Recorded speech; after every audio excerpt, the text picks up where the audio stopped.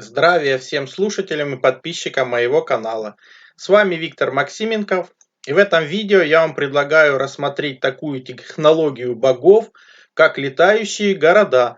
Ну и узнать один из ключей бессмертия этих богов. Сейчас важная информация от Романа Карабанова, директора компании «Синтез-Тех». Это Роман, Синтезит. Я хотел бы с вами кое-чем поделиться. Мы давно заметили, что у нас множество отзывов людей, сообщивших об улучшении когнитивных способностей, таких как память, скорость мышления и внимание. Некоторые отзывы очень впечатлили нас. Следующая — ясность ума. Да? Такая вот концентрация такая усилилась. Как начал принимать синтезит, заметил, что эти 5-6 часов теперь вполне хватает для того, чтобы я нормально высыпался. А у меня выросла концентрация внимания.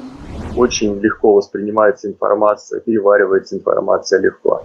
Мне это очень понравилось, и голова ясная, я соображаю. Улучшение работоспособности, ясность ума. Еще в 2019 году мы проводили на мышах эксперимент по анализу их когнитивных способностей с помощью лабиринта. И получили тогда впечатляющий результат. У мышей на 30% снизилось время прохождения лабиринта по сравнению с контрольной группой. Это серьезная разница, с учетом того, что лабораторные мыши являются близнецами друг другу и не подвержены эффекту плацебо. Это впечатляющие данные, и в связи с этим мы готовим нечто очень интересное уже с участием людей. И вы в ближайшее время об этом узнаете. А пока можете проверить себя с помощью простого теста, он будет в ссылке под видео. Принимайте синтезит, проверяйте свои когнитивные способности. Кстати, успейте воспользоваться скидкой 40% по промокоду ТЕСТ. В древнегреческой мифологии Олимп, она же священная гора, место пребывания богов во главе с Зевсом. В связи с этим греческих богов часто именуют олимпийцами. Вот я для иллюстрации взял картину из Википедии, где видно, что она, во-первых, сама картина круглая, сидят боги в человеческой форме на тучках. Но если вы бог, то есть существо со сверхвозможностями, удобно ли вам находиться постоянно на какой-то горе, да и сидеть на тучках? Есть ли в этом смысл? На мой взгляд, смысла никакого. Но когда мы видим слово «гора», сразу возникает вопрос, а точно это гора, а не город? Просто город круглой формы, который находится в облаках. Например, который выглядит примерно вот так. По-моему, это более удобно для богов, когда они находятся сверху, наблюдают за теми, кем они управляют. Причем, хочу напомнить, боги у нас бессмертные, поэтому они до сих пор живы. Потому что у некоторых сложилось такое неправильное впечатление, на мой взгляд, что они умерли, куда-то там пропали, все это миф, их никогда не было. А я им хочу показать, что они есть и до сих пор находятся наверху и влияют на нашу жизнь. А то, что мы об этом не знаем, так давайте вспоминать вместе. На мой взгляд, Олимп — это просто-напросто летающий город богов, который находится в атмосфере Земли, да, скрыт облачками, чтобы мы его не видели, и боги оттуда следят за нами и управляют. А какие будут доказательства? Очень простые. Если это так, то подсказка тогда в самом названии. Олимп, на мой взгляд, это круглая, откуда буква О первая, летающая искусственная магнитная платформа. То есть подсказка, что это действительно так в самом названии. То есть круглая, летающая, искусственная магнитная платформа. Олимп. Вы скажете, этого аж мало. Давайте продолжим. Но ведь об этом было известно. Ведь тот же Джонатан Свифт, который был причастен к церкви, а значит имел доступ, скажем так, к закрытым документам прошлых цивилизаций, он, написал фантастический роман, в котором описал остров, который летает в воздухе при помощи громадного магнита, находящегося на самом острове. Причем остров был круглый. И напомню, Джонатан Свифт, который написал фантастический роман, он за 100 лет до открытия описал 2 спутника Марса, Фобос и Демос, которые были открыты только через 100 лет. Так почему же он не мог описывать острова, летающие прошлого? Продолжим. Давайте вернемся к другим мифам и сказаниям. В Рамаяме предводитель Ванара Хан Уман, которого мы рассматривали в предыдущем видео технологии богов про жезлы, у него тоже был волшебный жезл, он прилетел во дворец Ракшаса Раваны на Ланке и был поражен его огромной летающей колесницей, Пушпакой. Она, летящая в просторах космоса, подобно лучу солнца, колесница Пушпака ослепительно сверкала. Она неотразима и быстра, как ветер, несущаяся по небесам, просторная, с многочисленными комнатами, чарующими сердце, безупречная, как осенняя луна.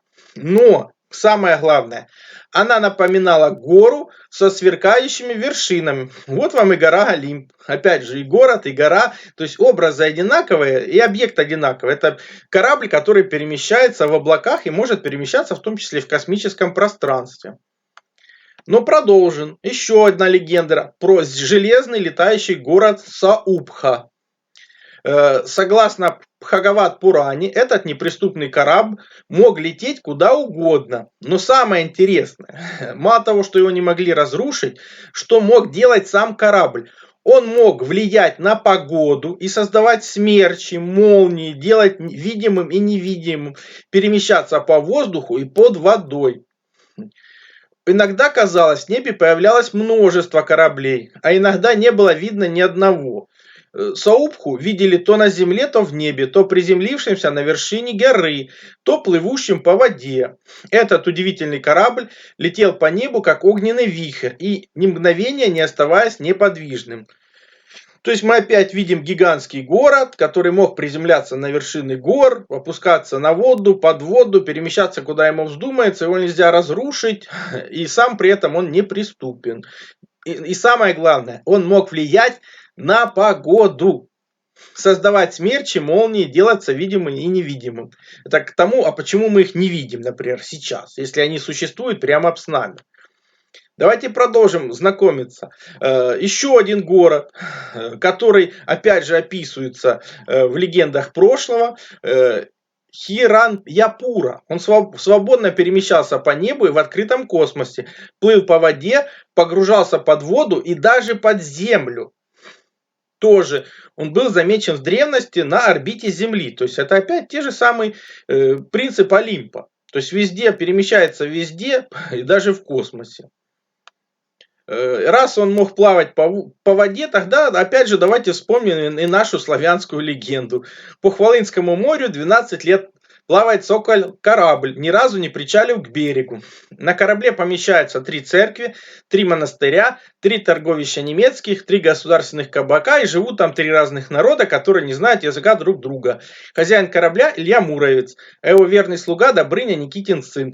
Вот это иллюстрация тех кораблей, которые только проектируются в нашем мире. Ну, скорее всего, может, один из кораблей прошлого как бы приземлился для ремонта. Или надоело летать в небесах, решили по морям поплавать. Почему бы и нет? То есть описание есть, таких легенд множество. Ну и в сказке, давайте вспомним эту знаменитую сказку, у нее там множество интерпретаций. Джек и бобовый росток. Английская народная сказка о смелом пареньке Джеке, победившем великана. Первое. Джек этот попадает в небесные какие-то земли, там живут великаны, он по доброте душевной у них там чего-то пионерит и спускается обратно на землю. Обычно он у них там крадет что-то из техномагических устройств, потому что интерпретации сказки такое множество. Опять же, лишнее доказательство о том, что параллельно с нами в атмосфере Земли существует еще одна цивилизация богов-олимпийцев, великанов-гигантов, которые в том числе могут прибывать к нам из других миров. Еще одно свидетельство – книга Еноха или книга Тайн Еноха. В ней рассказывается о том, как Енох был взят на какое-то время на некие земли, лежащие в небе. Подчеркиваю, не корабль даже, а земли. Там ему были преподаны основы астрономических знаний, порядок движения Солнца, причины сокращения дня, увеличения ночи, лунный календарь, фазы и движения Луны. То же самое мы находим в книге Бартоломью, англичанина, из книги «Свойства вещей», примерно 13 век. Как вы видите, на иллюстрации Бартоломью взяли тоже на какие-то земли и показали ему, как выглядит наша Земля. Обращаем внимание на то, что корабль, скорее всего, опять же имеет какую-то магнитную основу, нет невесомости, зато внизу есть трава и растения, которые обеспечивают регенерацию воздуха. Опять же, земли в небесах, почему бы и нет? А он же летающий город, который перемещается и в атмосфере Земли, и даже за ее пределами. Тоже иллюстрация из «Книга чудес» Аусбурга. XVI века. 1531 год. Небесный город и воин в небе над Страсбургом. Она печаталась и показывает, что идет какая-то битва, то есть, скорее всего, город вынужден был защищаться от кого-то, ну и люди это увидели, то есть защита, невидимость ослабла и стало это видимым. Ну, а про то, что невидимостью можно покрывать целые острова, я показал в ролике про землю Санникова. Там я рассматривал информацию телеканала «Культура», где на 22 минуте 29 секунде было сказано, что землю Санникова они не найдут, ее там вроде бы нет, но по снимкам из космоса Земли на них нет, но есть тень от Земли с горами. То есть Земли не видно, а только из космоса видна тень этой горы Земли, то есть она нашими приборами и зрением не фиксируется, а видны какие-то только косвенные показатели, которые сразу-то и не заметишь, потому что у каждой системы есть какие-то свои недостатки. То есть система, которая скрывает целые острова и летающие города, они вполне реально. И в мире еще множество таких мест, которые существуют, мы не видим, но иногда они проявляются. И, может, какие-то поломки или профилактика, все равно же когда-то это надо делать. Вот, все ссылки на материалы, как всегда, в описании. Перед вами фотографии тех городов, которые появлялись то над США, то над Африкой. И имели они гигантские размеры. Ну, конечно, их отнесли к хрономиражам, сказали, ну, может, это просто другой город какой-то показали из прошлого или из будущего. А на самом деле, это вполне могли быть города, которые сейчас присутствуют в атмосфере Земли, и в них живут боги. Все ссылки на материалы в описании. Переходите, смотрите. Ну, раз мы об этом уже вспомнили, то грех не вспомнить легенду скандинавов, где мы — это Мидгард, Срединная земля. Ниже нас, можно сказать, Ад, Аид, о чем мы уже точно знаем. А выше нас Асгард. Ну, Асгард в переводе это город богов. Не планета, не другое измерение, а город богов над нами, с землями, да.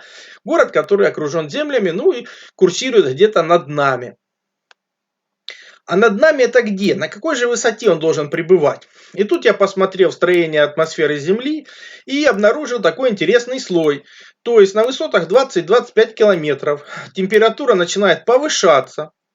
То есть, что они описывают? Прекращается падение температуры на этой высоте. Ее повышение связано с тем, что возрастает содержание озона, который поглощает ультрафиолетовую радиацию и нагревает атмосферу и защищает все живое на Земле от губительного УФ-излучения. Ну так тогда это получается идеальное местонахождение богов. Во-первых, там постоянно лето. Даже если максимальная температура плюс 10, поставь какой-нибудь элементарный тепловой насос, и у тебя будет комфортный плюс 20, плюс 25. То есть летняя погода всегда, причем устойчивая. Плюс у тебя полностью ты защищен от губительного излучения, потому что ты находишься в самой гуще озонового слоя. Ну, какой можно слой выбрать еще лучше? Опять же, это стратосфера. Там является верхней границей жизни биосферы. Так что почему нет? А наличие озонового слоя позволяет защищаться от всех вредоносных излучений, в том числе находясь высоко, фактически все вирусы, бактерии, все эти болезни остаются у нас внизу, к ним они не поднимаются. Вот вам и объяснение того, что они живут долго и не болеют. А именно озон. Озон известен тем, что эффективно убивает плесень и бактерии. Он сильное дезинфицирующее средство для очистки воды и воздуха от микроорганизмов. Также для дезинфекции помещений и одежды, для озонирования растворов, применяемых в медицине. Вот вам и секрет долголетия и отсутствия болезней у богов. Озонирование. Они убивают все плесени, бактерии, защищаются от негативного излучения. Поэтому все, что нам нужно делать для возрождения рая, это садить больше деревьев, чтобы было больше озона в атмосфере, который мы как раз, кстати, и потеряли благодаря войнам и катаклизмам прошлого. Ну, а для того, чтобы сравнить, что такое боги, а что такое мы, боги у себя все дезинфицируют озоном, основной элемент которого кислород, а мы хлором, который является боевым отравляющим веществом. Вот вам и разница между богами и людьми. Я тоже купил себе озонатор, я ссылки на него оставлю под видео на AliExpress. Перейдите, почитайте, эффекты интересные, продолжаем его изучать. Но, да, полезная штука.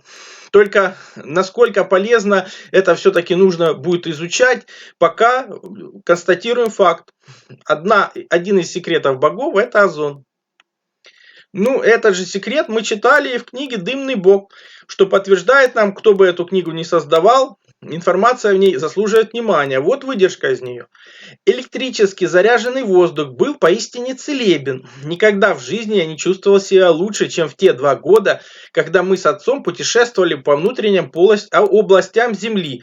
Книга «Дымный бог». То есть, опять же, это явный признак высокого содержания озона. Вот, опять же, признак, почему и великаны, гиганты пола Земли живут долго и, мягко говоря, не болеют. Тоже это объясняет еще один факт, потому что в Асгард можно было попасть только через Бифрёст, согласно германско-скандинавской мифологии. Это радужный мост, который соединяет город богов с другими мирами. Это фактически это телепорт. Но телепорт он нужен для того, чтобы, если кто-то побывал на нашей земле, прежде чем войти в город богов, прошел дезинфекцию озоном, убили плесневые грибки, бактерии, всю заразу, что на одежде и в боге, который решил это занести. Вот вам и объяснение, зачем нужен этот телепорт. Для того, чтобы заразу не нести в город. Ну, продолжим. Изучая этот вопрос, я неожиданно для себя задался, а где же они этот магнитный двигатель-то подзаряжают? Так и используя свои методы, про которые я когда-то вам расскажу, потому что они очень интересны, я определил их место подзарядки. И оказалось, что это Бермудский треугольник. Бермудский треугольник, ну пока придется поверить на слово, но факт в том, что это основное место силы на Земле. Обратите внимание, это 18-я точка, которая находится как раз в центре этого пятиугольника, такого сердца. И тогда стало понятно, почему эти чудеса происходят в Бермудском треугольнике, потому что в этом месте подзаряжается платформа Олимпа, может даже самого Зевса. А раз они в этом месте находятся и подзаряжаются, значит они могут влиять на погоду. И поэтому ураганы и циклоны, которые возникают примерно в этих широтах, скорее всего, могут быть просто рукотворными. А зачем мы это изучаем? Для того, чтобы понять, что проделки природы, а что помогают как бы нам боги для лучшего обучения в этой жизни. Поэтому, когда и сейчас у нас творится то, что у кого-то очень жаркое лето, а у кого-то очень холодное лето, то возникает вопрос, а не боги ли это там шалят на своих установках? То, что мы чуть выше читали, что город тот мог создавать смерчи, ураганы, влиять на погоду. Так почему бы и нет? Опять же, наказывают ли они прямое на нас влияние? Ну, есть такие косвенные данные, что оказывают. Так что это неудивительно, потому что тот же Зевс, он глава олимпийцев, стихи его, молния, громы, дожди, в итоге те же самые циклоны, если он находится на этой своей платформе летающий Олимп. Ну, раз это так, то может олимпийцы это летающие города, их всего-то на нашей Земле может находиться 13, ну хоть для какого-то там равновесия массы, например, и для использования магнитной энергии Земли. Давайте посмотрим, а сколько всего же находилось таких городов в прошлом нашей Земли. Ну, я насчитал 7. Первый это сам Олимп, плюс то, что мы уже читали про железный летающий город Саубха, который напал когда-то на резиденцию Кришны. Вот они описывают, что Шальва взял в осаду город своим воинством могучим. Прославленный Бхарата. В двораки, сады и парки уничтожил он жестко, выжег и сравнял их с землей. И он над городом устроил штаб свой в воздухе парящий. То есть, это второй город. Третий город, как раз тот, что описан в Махабхарате, город Хираньяпура, которого видели его потомки Адитьев, сын Индры, а Индра это как раз и есть Зевс. Он описывает этот город, как там они жили, что у них там было все прекрасно, и жители всегда были довольны, потому что у них всего хватало. Еще один летающий город, Вахьясу. Этот великолепный украшенный корабль был построен демоном Майей и снабжен оружием, годным для любого сражения. Его невозможно было себе представить и описать. Он, например, был иногда виден, а иногда не виден. Ну, то есть, опять же, здесь описывается система маскировки такого гигантского объекта. Ну, еще известны 3 города сыновей Тараки. Золотой, Серебряный и Стальной. Вот что о них пишутся. Так, войдя в 3 города, сыны Тараки, могучие и доблестные, наслаждались всеми радостями жизни. Там росло множество деревьев, кальпа, в изобилии было слонов и лошадей. Там было много дворцов, украшенных драгоценностями, воздушные колесницы, сияющие как солнечный диск, усеянные драгоценными камнями, движущиеся во всех направлениях и, подобные лунам, озаряли город. То есть размеры таких городов, ну, поистине гигантские. То есть, предположительно, даже та же платформа Олимпа, это город примерно 100 или 200 километров радиуса, а может и диаметра. Это, конечно, надо изучать, двигаться дальше. Ну, пора, по-моему, подводить итоги. Итоги простые. В озоновом слое на высоте 20-26 километров в плюсовой температуре присутствует круглая летающая искусственная магнитная платформа, она же Олимп. Размер платформы предположительно от 100 до 200 километров. Может, это ее радиус, может, диаметр. Кто найдет ответы, пожалуйста, говорите. Место расположения Олимпа примерно, подзарядки над Бермудским треугольником. На ней живут бессмертные боги, олимпийцы. Именно озон позволяет им не знать болезней и жить долго. Так как озон сильное дезинфицирующее средство, его используют как раз для очистки воды и воздуха от микроорганизмов, для дезинфекции помещений и одежды. Он эффективно убивает плесень и бактерии. Количество Олимпа в атмосфере Земли точно неизвестно, но вполне вероятно, что боги Олимпа это и есть множество летающих городов. В прошлом есть точные сведения про 7 летающих городов, включая уже Олимп.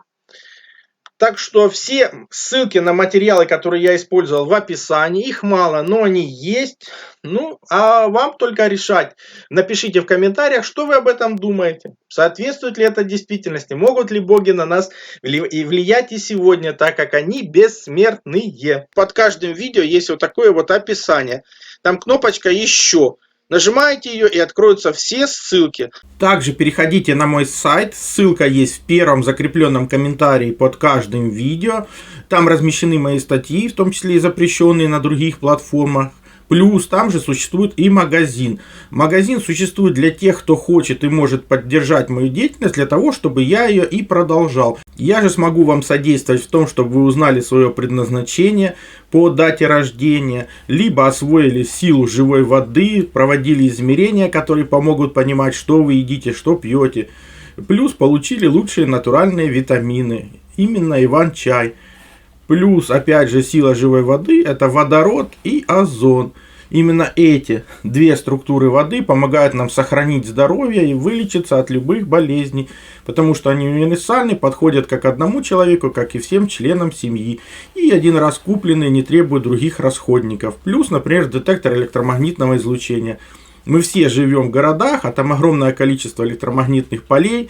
И имея эти простые измерительные приборы, вы сможете не попадать под их влияние, а значит будете меньше болеть и дольше просто проживете без лекарств.